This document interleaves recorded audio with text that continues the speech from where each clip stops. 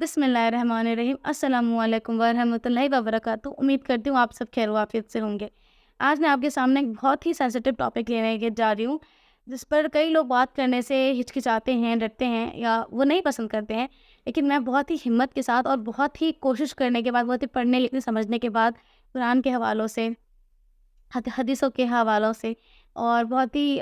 Authentic scholars को पढ़ने लिखने समझने के बाद मैं आपके सामने ये चीज़ आज इंशाल्लाह ताला ला रही हूँ और उम्मीद करती हूँ आप इस चीज़ को समझेंगे। और अगर आपकी अपनी कोई नसीहतें हों तो प्लीज़ नीचे कमेंट बॉक्स में ज़रूर दीजिएगा। और मैं बिल्कुल ओपन हूँ, अगर आपको मेरी कोई चीज़ पसंद नहीं आती है या हो सकता है आप मुझे बुरे कमेंट्स करें या ख़राब कहें, लेकिन मुझे सिर्फ़ अल्लाह से डर लगता है, क्योंकि मैं बरहक हूँ और मैं बरहक के साथ ही खड़ी हुई हूँ।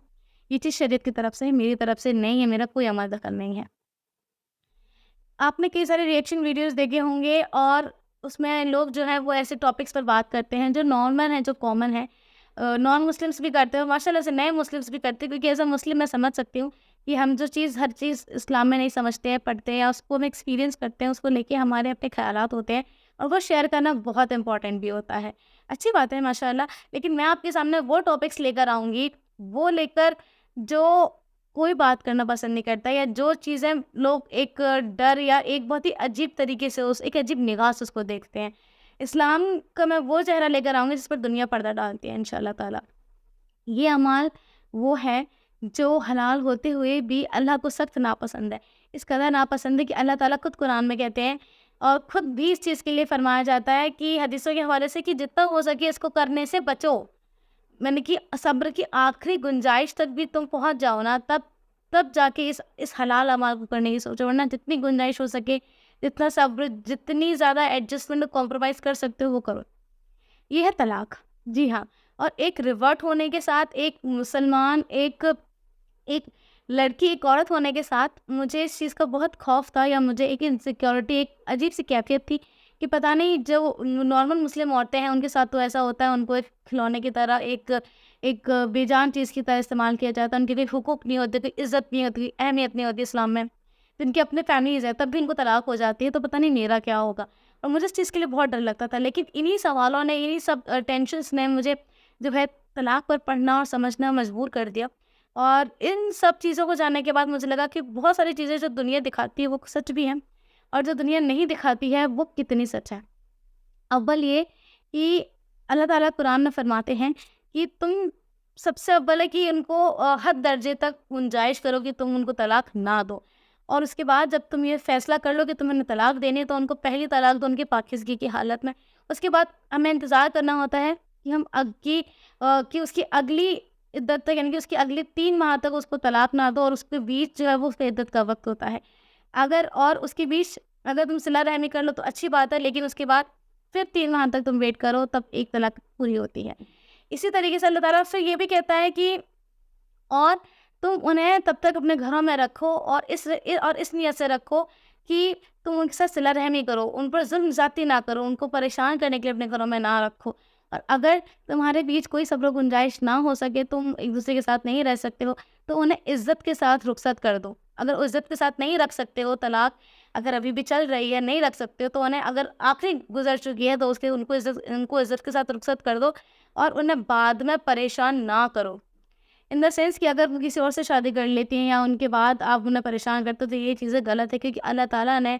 मियाँ-बीवी को जो वो एक-दूसरे का लिबास बताया है, तो लिबास भले ही पुराना हो जाए, उसने कभी उस बदन को ढका हुआ होता है। तो ये हमारा फ़र्ज़ भी हो जाता है, ये हमारी ज़िम्मेदारी हो जाती है कि हम अपने पुराने चीज़ को जो है, उसकी खराबी, उसकी खामियाँ दूसरे नए लिबास, दूसरे नए बदन के सामने ना उसको ज़ाहिर करें। तो ये सब करने से बचें। और अल्लाह कहता है कि अल्लाह की किताब, अल्लाह की आयत को मज़ाक ना बनाओ। अल्लाह पकड़ने वाला, अल्लाह ज़ालिमों को पसंद नहीं करता। अल्लाह जो है वो ज़ुल्म करने वाले को पसंद नहीं करता, और अल्लाह का खौफ करो। और अल्लाह ये भी कहता है कि हो सकता है कोई चीज़ तुम्हें नापसंद हो और उसमें तुम्हारे लिए अल्लाह ताला ने खैरियत रखी हो, और हो सकता है कोई चीज़ तुम्हें बहुत पसंद हो और उसमें तुम्हारे लिए खैरियत ना हो। तो अल्लाह से डरो और अल्लाह से ही रहम माँगो। उसके अलावा हम आगे आते हैं कि इस्लाम में जो है वो तलाक को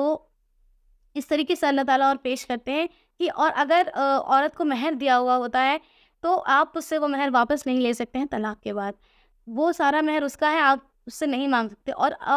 अल्लाह के आगे सरकशी ना करो, और अल्लाह اور اللہ کے لوگوں سے، اللہ کے بندوں سے جو ہے وہ زیادتی نہ کرو، کیونکہ وہ اس کا حق تھا۔ اگر عورت کھلا لیتی ہے تو کھلا جو ہے وہ میوچل کانسینٹ سے ہوتا ہے، طلاق جو ہے وہ آدمی اپنی مرضی سے دیتا ہے، لیکن میک شور کہ طلاق دینے کی وجہ کوئی جاہلیت اور بیتوکی چیزیں نہ ہوں، کھانا نہ بنانا، غصہ، لڑائی جھگڑا، کپڑے، یہ سب چیزیں نہ ہونی چاہیے۔ طلاق آپ کسی صورتحال میں تب دے سکتے ہیں جب انسان اس حد تک آ چکے کہ دونوں کے بیچ کوئی صبر، کوئی بھی ایڈجسٹمنٹ نہیں ہے،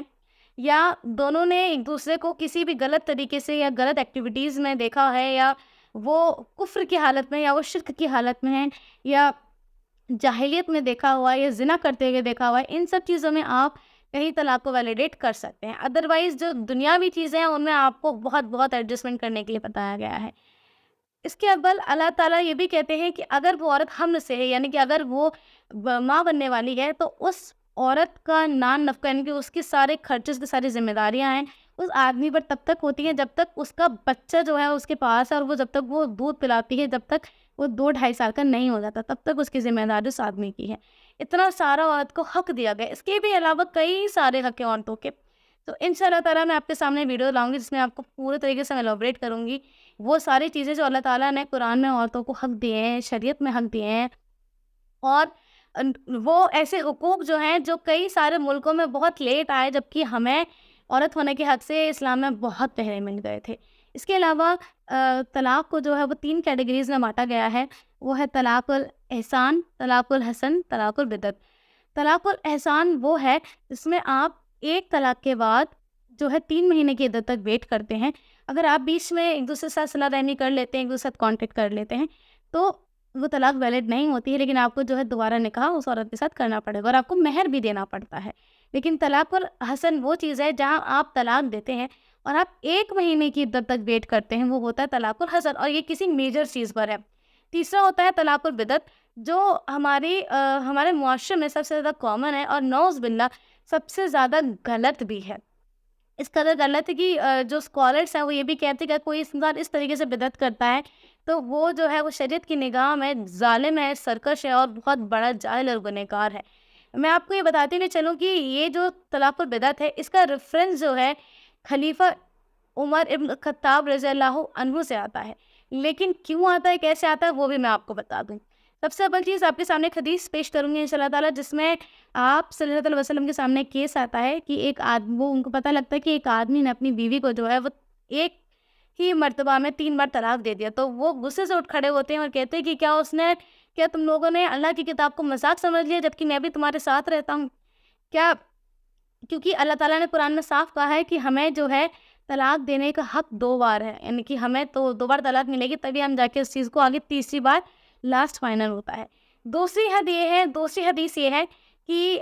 عمر بن خطاب رضی اللہ عنہ کے وقت میں یہ حالت تھا کہ اگر کوئی آدمی اپنی عورت کو 3 مرتبہ ایک ساتھ طلاق دے دیتا تھا تو وہ اس کو کوڑے مارتے تھے، فلوک ہز بیک، اس کا مطلب ہے اس کی پیٹھ پر وہ کوڑے مارتے تھے۔ آپ سوچیں کہ کس قدر شدید گناہ ہوگا کہ عمر بن خطاب رضی اللہ عنہ جو اتنے بڑے خلیفہ ہیں، مطلب ان کا نام ہی مشرک اور کافروں کی روح کپانے کے لیے کافی ہوتا تھا، وہ انسان اس قدر کتنے بڑے عظیم گناہ پر یہ سزا دے رہا ہوگا۔ اس کے اول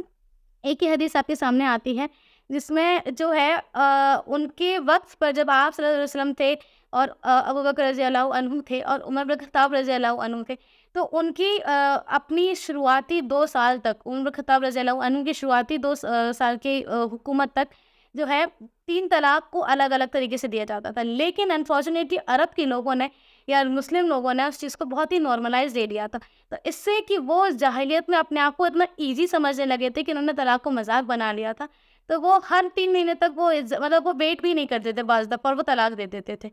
تو انہوں نے ان کو اس لیے ویلڈ کیا کہ اگر ایک دفعہ میں ہی اگر بیوی کو اپنی آزاد کر دیں گے تو شاید ان کو سمجھ آئے کہ یہ طلاق جو ہے کوئی کھیل نہیں ہے، لیکن نعوذ باللہ ہم جاہلیت کے اس دور میں جی رہے ہیں جہاں ہم ایک سبق کے طور پر دی گئی ایک چیز کو یا ایک حکم کو اپنی شریعت مان لیتے ہیں۔ نعوذ باللہ ہمیں جو مین شریعت ہے وہ ہماری طلاق الاحسان، سب سے مین جو ہے وہ طلاق الاحسان ہے، اس کے بعد کہیں آتا ہے طلاق الحسن، اس کو ہم بھول جاتے ہیں۔ تو میرے تمام مسلمان بہن بھائیوں سے یہی اپیل ہے کہ پلیز اپنے دین کو پڑھیں، لکھیں، سمجھیں، تاکہ آپ کو اپنے دین کی جتنی اوتھینٹک نالج ہوگی آپ کسی کو بھی جب جواب دے سکیں گے تو آپ کے پاس پراپر نالج ہونی چاہیے، تاکہ آپ کے دین پر، آپ کے کردار پر، آپ کے علم پر، آپ کے اخلاق پر کوئی سوال نہ کر سکے، کیونکہ ہم سب کو ان شاء اللہ تعالیٰ اللہ کو جواب دینا ہے قیامت میں کہ ہم نے اس کے دین کے لیے کیا جہاد کیا۔ یہ بہت بڑا جہاد ہے، علم ہی اپنے آپ میں بہت بڑا جہاد ہے۔ تو کوشش کریں کہ آپ لوگوں تک صحیح بات پہنچائیں جس طریقے سے بھی ہو سکے، اور آگے بھی ان شاء اللہ تعالیٰ میں آپ کے لیے بہت سینسٹیو اور بہت امپورٹنٹ ٹاپکس لے کر آؤں گی۔ ابھی تک کے لیے بس اتنا ہی۔ السلام علیکم ورحمۃ اللہ وبرکاتہ، فی امان اللہ۔